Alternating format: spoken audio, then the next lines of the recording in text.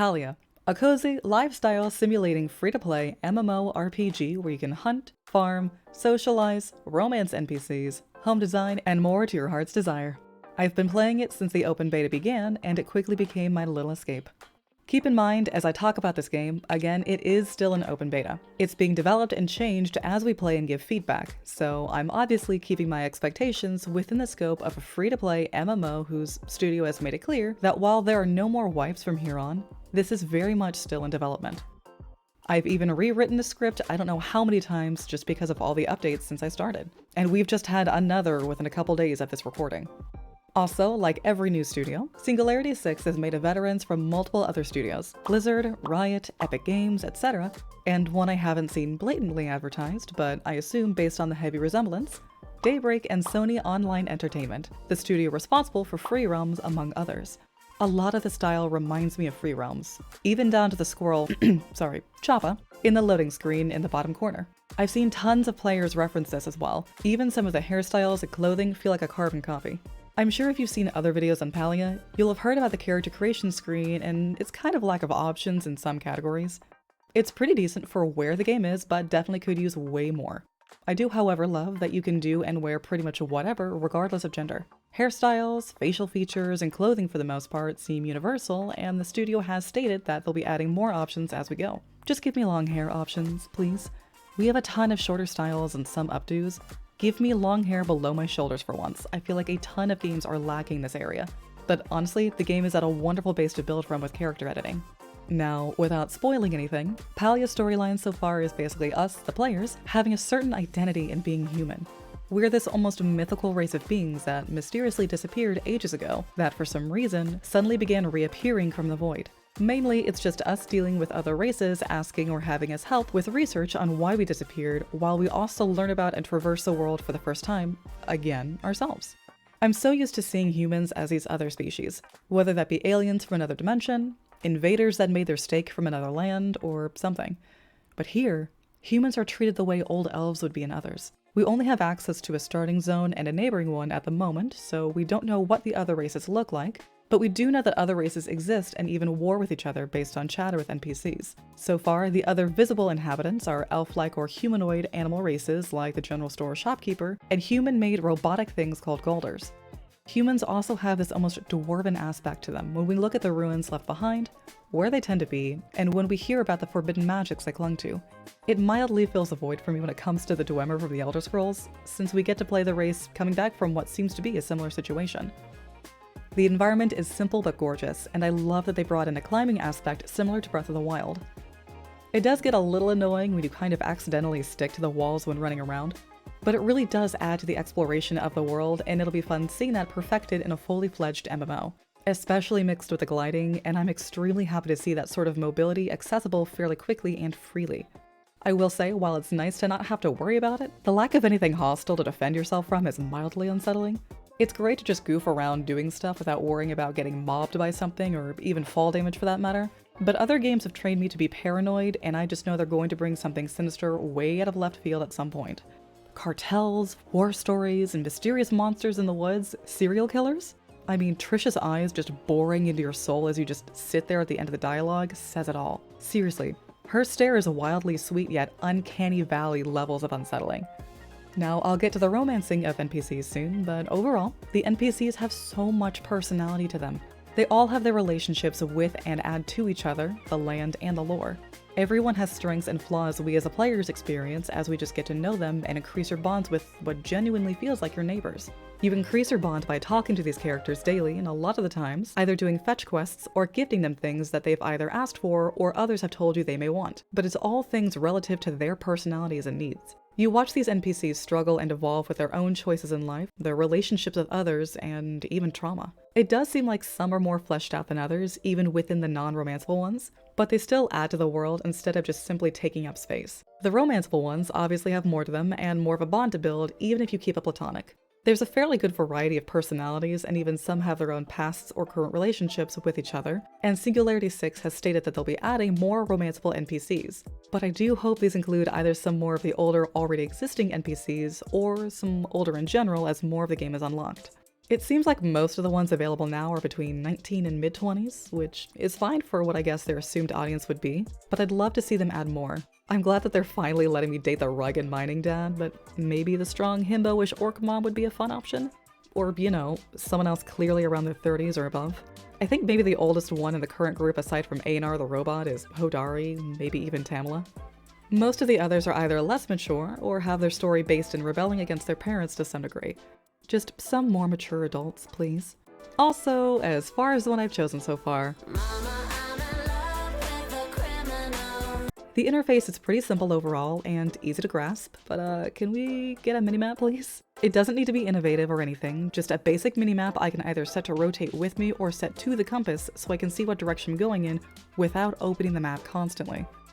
I'm still not quite sure what your actual level refers to at the moment or why it matters. I assume that's something that'll come into play later on, but at the moment, it's just a number I forget about constantly. If anything, I pay way more attention to the skills. The focus meter way simplifies the XP gain system too. Just eat some food to fill the bar up, maybe visit a shrine to spend a currency and increase the bar, and you'll get more XP. Use any of your skills, it depletes. No need for multiple buffering systems for different things or different professions, just one simple bar. The element personality system is fun too. GuildWars2 has a system where they dabbled into personality types and the different response routes you could take, but quickly seemed to drop it almost entirely and is only just recently being picked back up. Here, it really feels like your responses and actions matter when it comes to building relationships in every response, and NPCs even comment on it and empathize with you if they share that same trait fairly often. The skills are pretty basic and do relate to specific NPCs, but they're pretty self-explanatory, and depending on who and what you prioritize, you'll level some quicker than others. Mainly hunting, foraging, and mining, as those are more directly tied to your material gathering. I'm not sure how I'd improve most of them, honestly they do the job and are pretty easy. I've absolutely loved the updates they've done to the crafting table too. We're able to make multiples of the same thing, request items from that same page if we're missing something, and we can sort by alphabetical order or even if we haven't crafted the thing yet to work on discovering new recipes. Also, being able to cook together in people's kitchens is so fun. I think that and material gathering are the most social things in the game at the moment that aren't holiday related.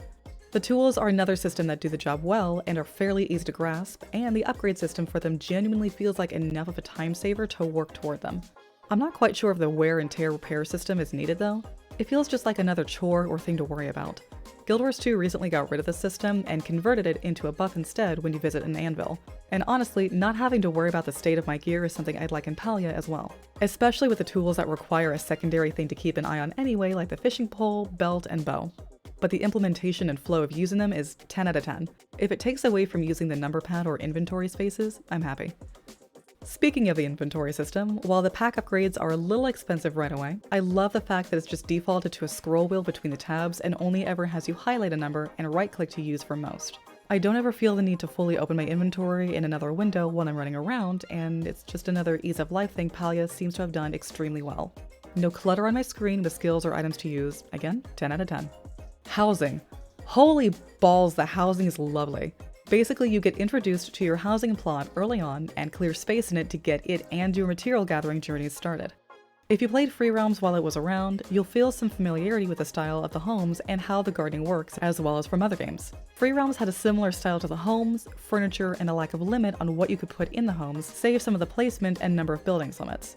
But it's all in one plot, and they are already increasing the item limits and building limits. You're able to easily unlock space, change the area, buy new parts to your home that seem appropriate for the price, move the individual parts around at will once built, and being able to clutter nicely is fantastic. I hope more styles of homes themselves will come as the game is developed. I kind of assume this since we're also getting more walls, floors, and furniture styles. But you're also able to not have just your main plot, but have different versions of the same plot and redo the whole thing without compromising the first. They essentially exist as different instances and require everything the previous one did on its own. I do wish you could reuse the physical buildings themselves, or at least the blueprints, and simply put time and money into materials again, but I love where the housing system is going. Also, the sales bin is a fantastic thing for people like me who have things to sell from gardening or other things but don't want to leave the plot for some reason. Hopefully we can use more of the furniture soon. We get to interact with faucets and lights and use some of the furniture like chairs, so hopefully we get more useful things like doors and other furniture interactables. I want to give love to the mailbox and request systems as well. You get some progress on quests and relationships via the mail every morning as you work on them, and often gifts from NPCs for simply just leveling and interacting. It's super cute, immersive, and genuinely is one of the things I like going home to or seeing pop up if I'm working on the plot then. The request system could use some work, but I like the fact that if you're crafting and need something, you can simply just request it and another player from their home or server can fill that request. It doesn't cost anyone anything other than giving what's needed, and the game does give me some incentive for filling requests by having it be part of the Becoming a Citizen quest as well as achievements.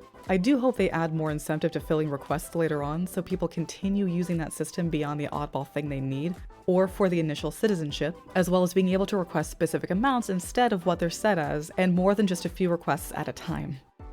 I hope they let us visit homes of offline friends or advertise our homes to visit on the board. Right now, you can only visit the homes of other online friends. Plenty of other games have the same system where you could or can visit friends or guildmates' set main home, but Free Realms had a great system to publicly show off your homes you took pride in making, and it was a ton of fun touring others' homes and seeing their creativity or style. We already have a permission system to prevent people from messing with our home. Let us be able to advertise and tour publicly accessible plots, please. Now for things that are entirely community-based. Every MMO has a moral code thing entirely defined by its community responding to a mechanic. In Guild Wars 2, it's resurrecting any and every player you see near you. WoW, it's nuking any enemy others need for a quest just as they're getting to it. In ESO, it's racing players to a node and watching the light fade from their eyes as you get to it first. And now Palia has its own, calling out every Pallium or flow tree node and patiently waiting for more people to get there and get a hit on it. And then watching other players, unaware, just coming by and yoinking the whole thing, honestly not realizing or just not caring that they don't have to fight for a share. I get it. The timers are short for nodes, but the amount of people destroying large nodes on their own as others are directly behind them about to help is ridiculous. This is probably where I've seen the most toxicity, even in chat. But honestly, the community in-game so far is pretty fun. I've heard of and experienced some toxic things, but for the most part, people have been pretty cool to just join up with or talk to in the map chat, though at the moment there's not a ton to do together to force players to meet up. You'll come across a ton of players, but the social aspect hasn't really settled in yet aside from cake parties and getting materials. Give us more reasons to have to interact with each other in-game aside from holidays. The Discord. There's a public, official Discord advertised when you log into the game, and while this is a cool concept in theory, in practice it's a whole different beast.